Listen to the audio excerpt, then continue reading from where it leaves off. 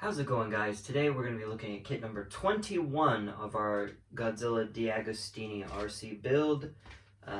Very thin this week, not a lot to cover, so let's go ahead and take a look inside and start building. Alright, so here we got our box art, same as always. Book 21, so the cool thing is that we have officially filled out, I don't know if you remember these, but we've completed our first collection of instruction booklets for this. So book number 1 finished. We're going to be moving on to book number 2 with this chronicle. So here we go. We got the Godzilla Chronicle, and we're going to be talking about Invasion of the Astro Monster in this issue, making of. So this is one of my favorite Godzilla related movies. I had a huge crush on a Namikawa when I was a kid. I still do. So this is pretty cool, lots of making of photos, and we've got some model work here displaying that, and now we got our instructions. So with our instructions, the first thing they want us to do is get our old trusty battery testing battery box, and as before, when we connected these here, we're gonna test that motor again, and you know, this time, you know, positive, negative, negative, and I think basically they want us to check that the arm is moving in the proper direction. So go ahead and actually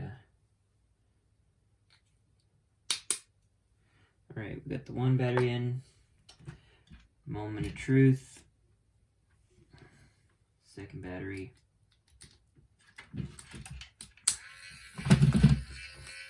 Hey, look at that. And what we want to make sure is that the arm is moving in the proper direction and such, and it is.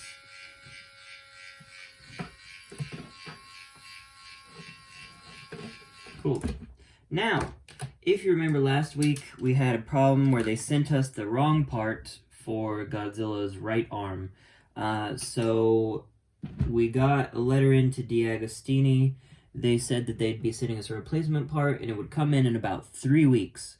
So, you know, not the best situation, but they were very, very nice about it, extremely apologetic, and, you know, I've got to say their customer service, like I read other people saying, very good. So good on Deagostini for that. Right, so now that we've checked the battery, made sure the arms are working, what we're meant to do is, let's see, what side do they want us to do? It doesn't really matter because they're symmetrical, you know, but we're going to be putting these braces on the tail, the upper tail area. That's going to give the tail its shape, and it looks like they're wanting us to do this on Godzilla's left-hand side. Yes, so it's pretty simple.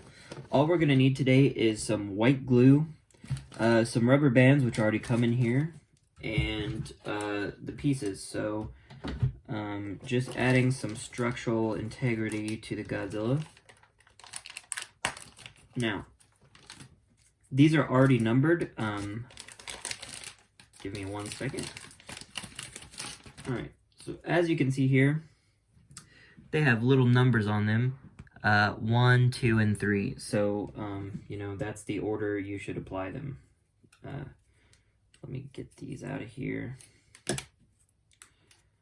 Alright, so this is number 1. You know, I'm going to put that there. Number 2. Oh, nope. Number 2 and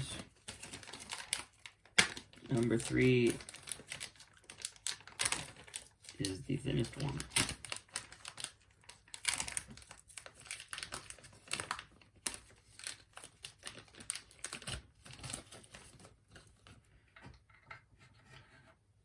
Alright, so we got that in.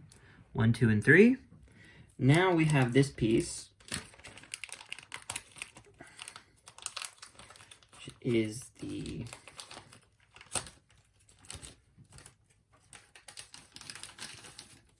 kind of brace. So what we want to do here is we want to get our white glue,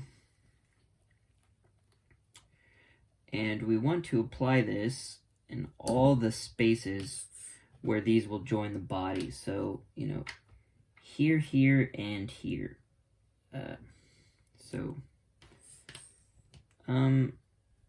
We're gonna use a toothpick, and we're just gonna slather in this crevice here, all the contact points. They say just to use white glue. You know, I have a feeling I'll probably end up going over this with some wood safe super glue in the future. Just you know, I don't feel like this is sufficient, and you know, for the cost of this thing, I definitely want to make sure that it, you know, it can withhold some damage. You know, it really sucked to have a piece break off, especially, you know, something like this. It's very delicate wood. It's not like it's made out of Paduke. So, all right, let's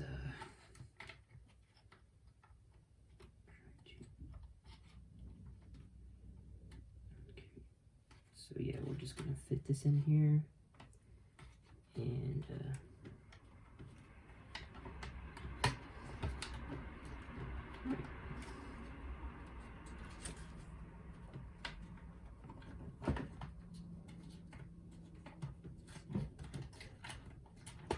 cool.